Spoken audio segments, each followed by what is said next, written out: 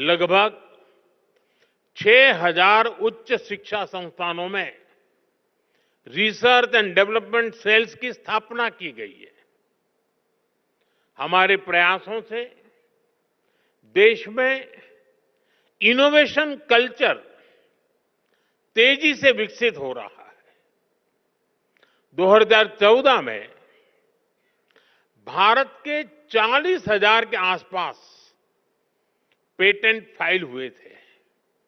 अब ये संख्या बढ़कर 80,000 से ज्यादा हो गई है।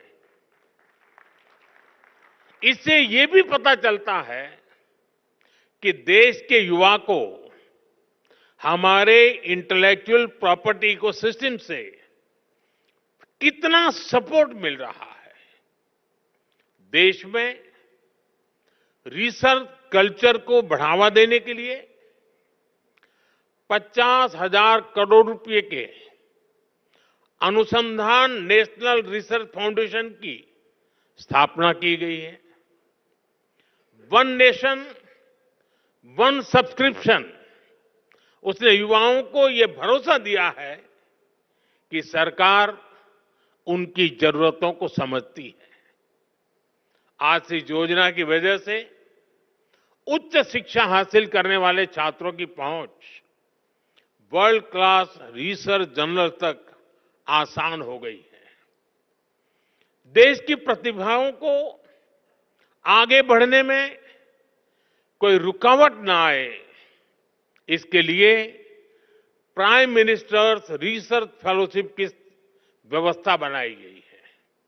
साथियों, इन प्रयासों का परिणाम है कि आज का युवा सिर्फ R&D में एक्सेल नहीं कर रहा, वो खुद भी R&D बन चुका है। और जब मैं कहता हूं कि वो खुद R&D है, तो मेरा मतलब है रेडी एंड डिसरप्टिव। भारत आज अलग अलग सेक्टर्स में रिसर्च के नए माइलस्टोन स्थापित कर रहा है। पिछले साल भारत ने दुनिया का सबसे लंबा हाइपरलूप टेस्ट ट्रैक कमीशन किया।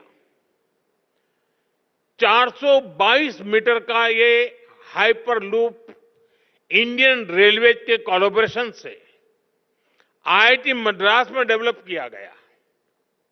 IISc बेंगलोर के साइंटिस्ट ने भी एक ऐसी टेक्नोलॉजी डेवलप की है जो नैनो स्केल पर लाइट को कंट्रोल करती है।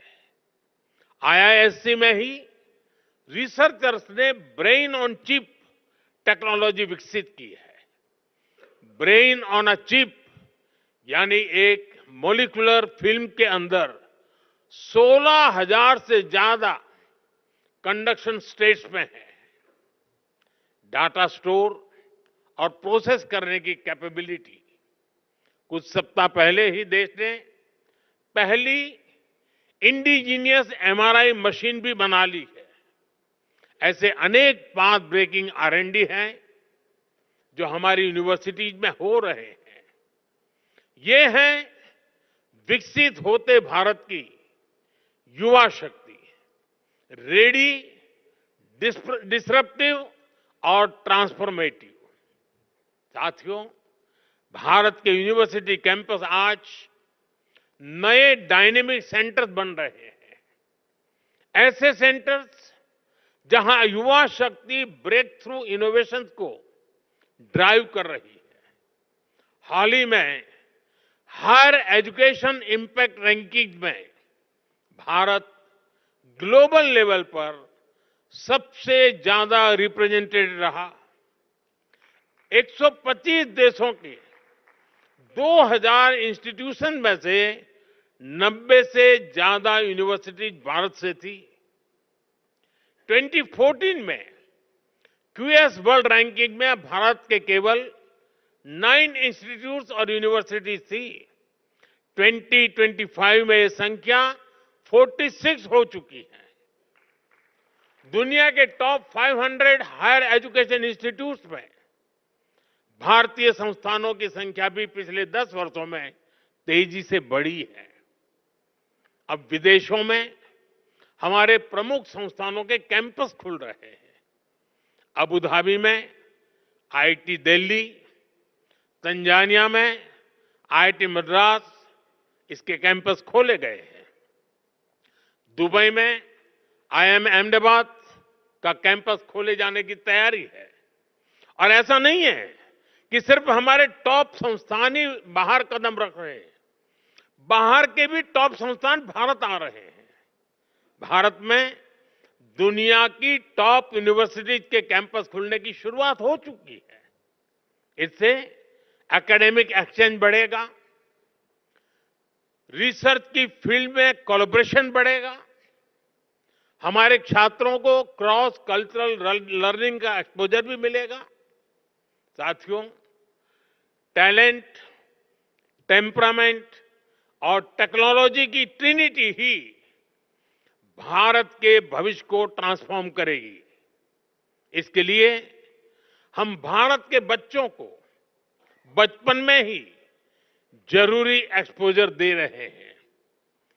अभी हमारे साथी धर्मेंद्र जी ने विस्तार से बताया, हमने अटल टिंकरिंग लैब जैसे इनिशिएटिव लिए हैं। अभी तक देश में 10,000 अटल टिंकरिंग लैब खोली जा चुकी है। इस बजट में सरकार ने 50,000 और अटल टिंकरिंग लैब खोलने की घोषणा की है। विद्यार्थियों को फाइनेंशियल सपोर्ट देने के लिए पीएम विद्यालक्ष्मी योजना भी शुरू की गई है। हमारे स्टूडेंट्स अपनी लर्निंग को एक्सपीरियंस में तब्दील कर सके, इसके लिए हमने 7,000 से ज्यादा इंस्टीट्यूट्स में इंटर्नशिप सेल स्थापित किए हैं।